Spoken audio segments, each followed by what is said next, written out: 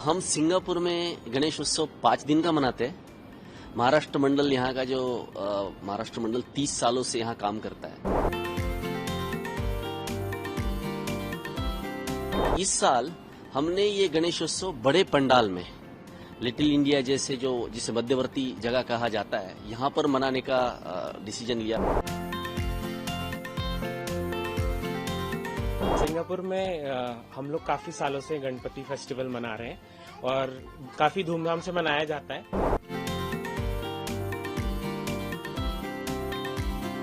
नरेंद्र मोदी जी का एक अपना ऑरा है जो कि हम लोगों को एक अलग से एक मोटिवेशन देता है अपने भारतीय कल्चर को यहाँ पे प्रस्तुत करने का।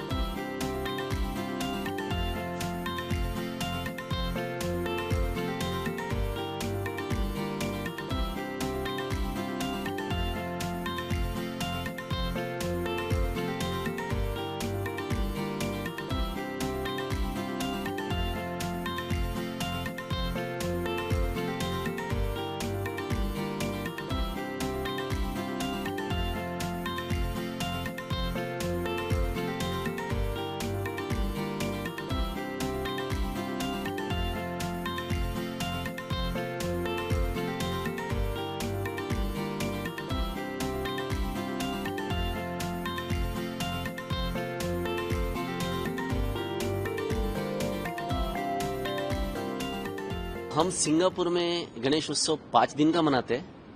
महाराष्ट्र मंडल यहाँ का जो महाराष्ट्र मंडल 30 सालों से यहाँ काम करता है। हम पहले गणेश उत्सव बंद प्रीमाइसेस में मनाते थे और काफी बड़े स्तर पर था, बट इस साल हमने ये गणेश उत्सव बड़े पंडाल में लिटिल इंडिया जैसे जिसे मध्यवर्ती जगह कहा जाता है, यहाँ पर मनाने का डिसीजन लिया। आप जो तैयारियां देख रहे हैं, तो ये 5 दिन के लिए यहाँ मनाया जाएगा। वैसे तो महाराष्ट्र में या अखे भारतवर्ष में ये 10 दिनों तक मनाया जाता है। तो ये गणेश जी की मूर्ति आप लोग यहाँ पे बनाते हैं या मंगवाते हैं मूर्ति?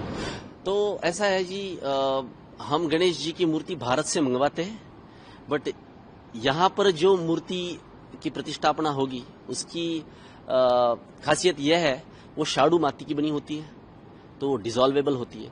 और दूसरी जो मूर्ति होती है, जो बड़ी मूर्ति है, जो सब दर्शनी मूर्ति होती है, तो यह मूर्ति पूना के दगड़ू शेठ हलवाई संस्थान ने हमारे लिए विशेष रूप से बनाई है।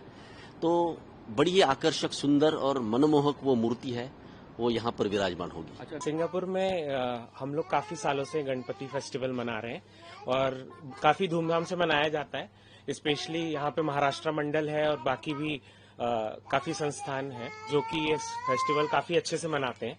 और ये 10 दिन का त्योहार है और सब लोग मिलजुल के काफी हर्षोल्लास से मनाते हैं इस त्योहार को। तो आप लोग ये अपने घरों में मूर्ति स्थापित करते हैं? हाँ। और ये विसर्जन का क्या प्रक्रिया है यहाँ पे? जनरली हम लोग कोशिश करते हैं कि इको फ्रेंडली तरीके से घर में ही विसर्जन हो, ताकि हमारे वातावरण में कुछ भी प्रॉब्लम ना हो। और ये त्योहार ऐसा है जहाँ पे सब लोग एक दूसरे के साथ मिलजुल के बहुत अच्छे तरीके से इस त्योहार को हम लोग मनाते हैं।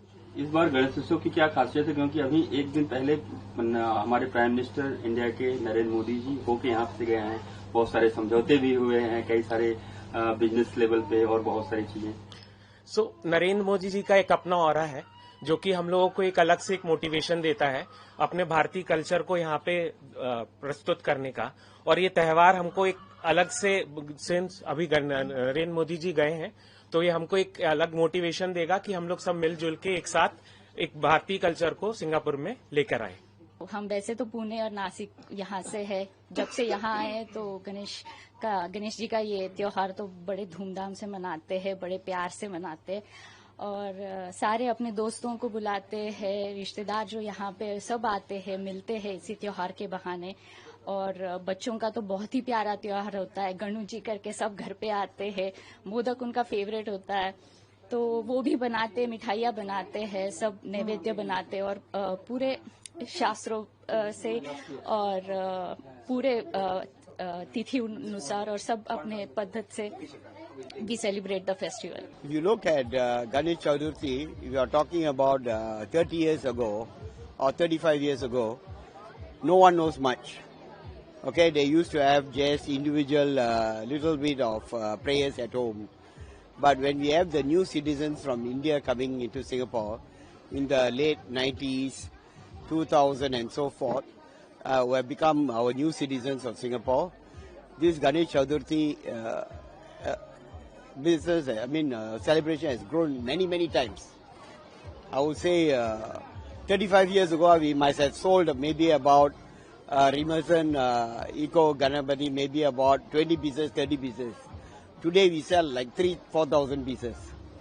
So that's how the Ganesh Chaturthi celebration has grown in Singapore. Everyone started celebrating and doing the prayers for Ganesha.